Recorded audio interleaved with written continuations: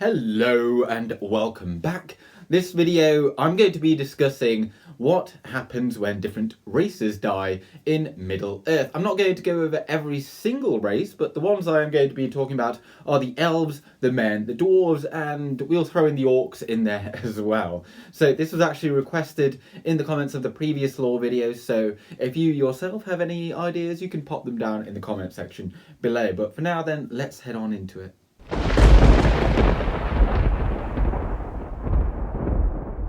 But just before we do, just a gentle reminder for anyone that enjoys these videos, please do like the video and subscribe.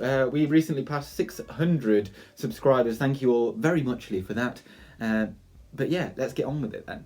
Okay, let's start with the best, and they are the elves. So elves, they've got the body, they've got the soul. They've got two different names for them, for which Tolkien has provided for us. So you've got the soul, and that is the fair. And then you've got the body, and that is the hröa. Now, the hröa can be slain in battle. That's like one of the things that can just happen. They can be killed by a blade, being stabbed in the back or something like that. But the fair, that can never be killed. So that is forever tied to Arda, the world. So because of that, they're kind of seen as immortal. So what happens then to the body when it is slain? Well, it gets slain, and then the spirit, the fair, that is then summoned by Mandos, and then you go into the Halls of Mandos, which is kind of on the outskirts, on the edge of Valinor, out in the west. And who is Mandos, I hear you cry? Well, he is one of the Valar, one of the powers of the world, and he's like the doomsman, the keeper of the dead. He's got a lot of different names. He's kind of like the Hades in this legendarium, borrowed over from the Greeks. Now, when an elven fair is in the Halls of Mandos, they spend a period of time in there, perhaps a few years even, while they wait to judge their life or previous life, seeing whether or not they are worthy.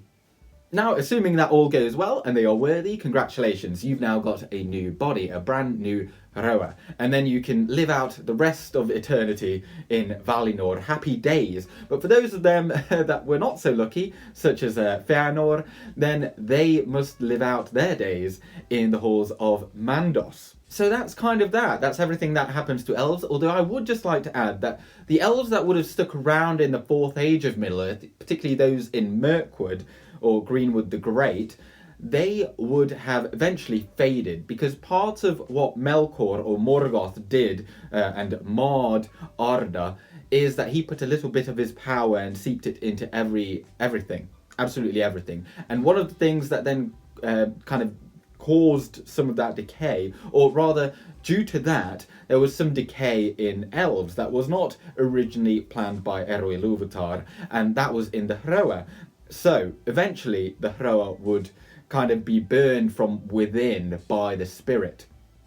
So you'd have these elf spirits that would just have no housing, no body. And this is then why elves had to go west, because without going west into Valinor, they would just decay eventually. They just crumble under the immense fire within them.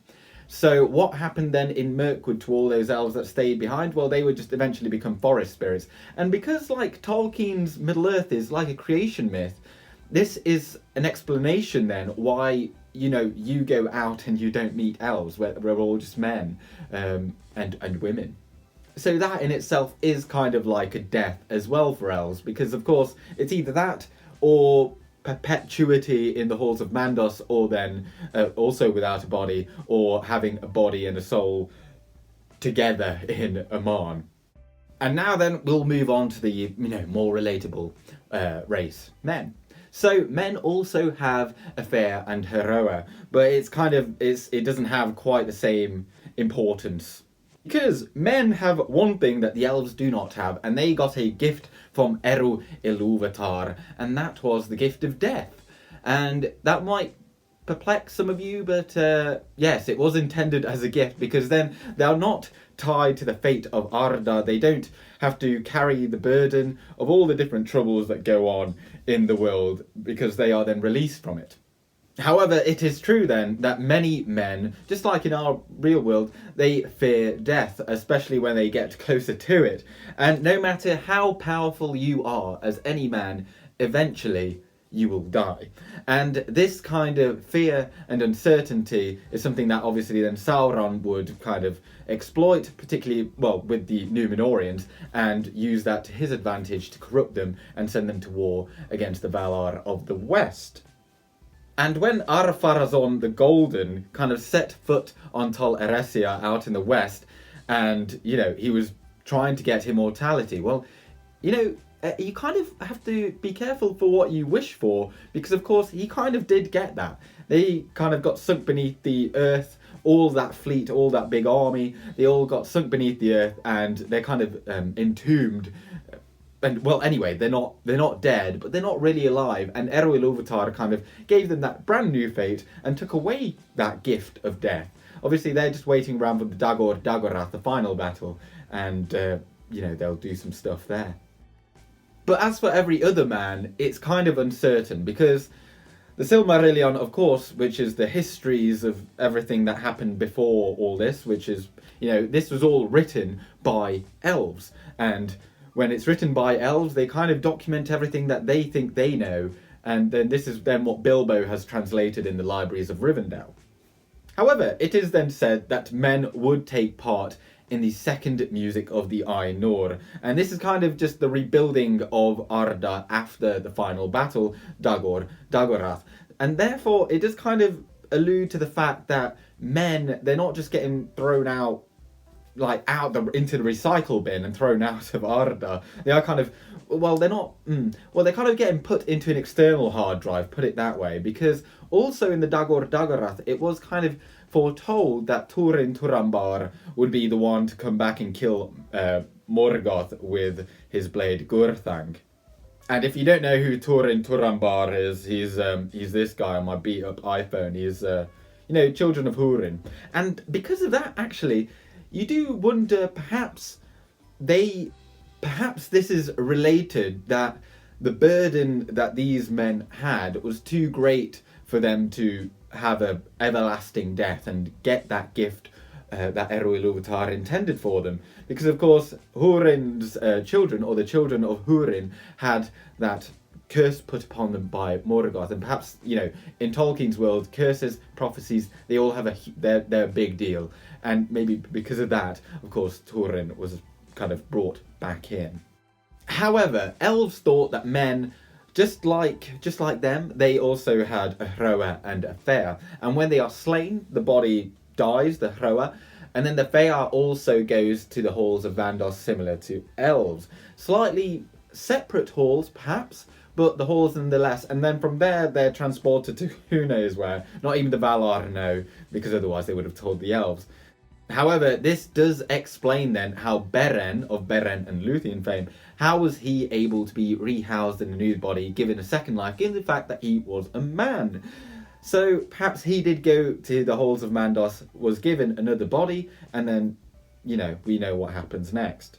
But I would just like to wrangle in the half-elves, because the half-elves, those like Arwen, Elladan and Elrohir, those that hadn't perhaps already chosen their fate, whether they want to be a man or an elf, what would happen to them? Would they come into like a lobby area in the Halls of Mandos and be like, right, do you want to go left or do you want to go right? And well, at that point you probably want to be an elf, so you can kind of give it another go. But yeah, it's obviously not spoken about at all. Right then, let's move on to the back end of this video then, and start with the dwarves. The dwarves, they were the adopted children of hröa Ilúvatar. They weren't really intended for the world, but they were made nonetheless by the Valar Aule.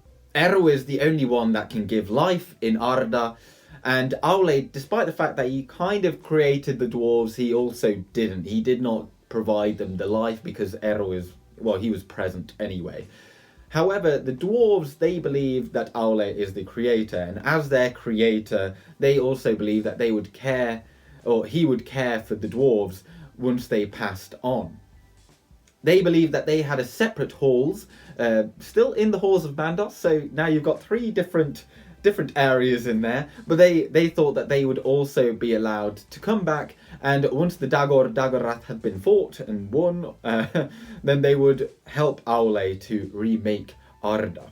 So according to this then, the dwarves, they would also die in their hröa, and their fare would go to the Halls of Mandos, and they would just stay there eternally until the Dagor Dagorath, in which case they would then be rehoused in a brand new hröa, and who knows what would happen after that? I don't know. No one really knows about the dwarves. They're very secretive, of course, and they wouldn't even tell people of their language. Many of them wouldn't give even their real names. So, I mean, also, how would they know where they went when they died, given the fact that they perhaps can't come back? The dwarves did, though, believe in reincarnation, and they believed that a spirit would be so strong that it could come back in a brand new body. And one of these, I believe it's the only guy, or the only dwarf that is known to have done this, was Durin the Deathless. And he was the all-father he was the primary and greatest of the dwarf forefathers, and he of course awoke in Gundabad, and there were said to be 7 of them, and the 7th would be the final Durin the 7th, and he would actually be the guy that would reclaim Moria and rebuild it to its former stature in the 4th Age. And the final point then on the dwarves, as I said, they're very secretive, no one really knows, but due to the scarcity of dwarven women, it actually led to some people thinking that perhaps the dwarves, when they were born, they came out of the rock and out of the stone, and when they died, they just went straight back into it. So that's also another explanation, perhaps? I don't know, what are your thoughts on that one? And then on to the orcs. No one's favourite. No one likes the orcs. No one, sorry. Now, Melkor, he made the first orcs, although, as I said about the dwarves, he didn't really make them. They weren't made out of nothing. They were kind of stretched and bent out of something that was already there. And what was that? Well, they were the first elves, of course, that first awoke in Cuivinen. So it was around that time that then the orcs became to be.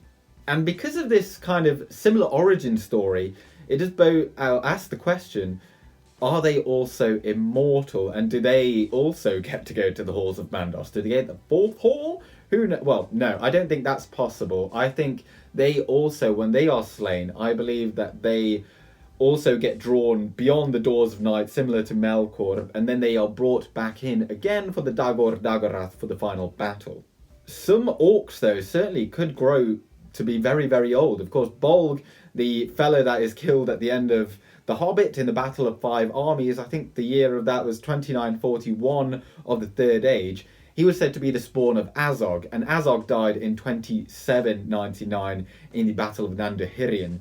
So that would make him about like 150 years. I mean, not exactly, obviously, but you know, we don't know when he would have been born. But certainly that's very old, certainly older than the average man, which, you know, they'd get to about 80 years old.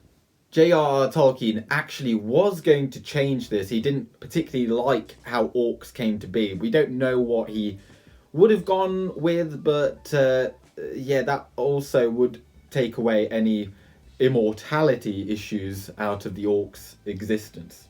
Another idea is that since orcs kind of come from the subterranean slime and sludge, perhaps they also, just like the dwarves, when they die, they just go straight back in there and are kind of reborn perhaps again. And this is kind of shown in the films. It's not obviously perfectly canon. No one really knows where the orcs come from or where they go, but it's an interesting view on it, I suppose. Right, well, there you have it. I hope this has been slightly entertaining. Sorry for not giving perhaps the best answers, but quite frankly, there are none. It's an unfinished works, and with anything like this, it's kind of like putting pieces together. It's quite sad, really, but it's what we've got, and it allows for more fun and in conversation. So if you have any ideas, any comments, do post them down in the comment section below. In regards to next week's video, then, obviously, if you have any ideas, pop them down in the comments and I will certainly take them into account. But I am planning on making a video on why was there no king in Gondor for about 1,000 years until the coming of Aragorn, given the fact that, you know, his ancestors were up in the north and they would have had a claim to the throne just as he would. So why did that take so long? And that is the video for next week. So I hope that is received well. But for now, thank you very much for watching. I'm going with Gandalf. Good day.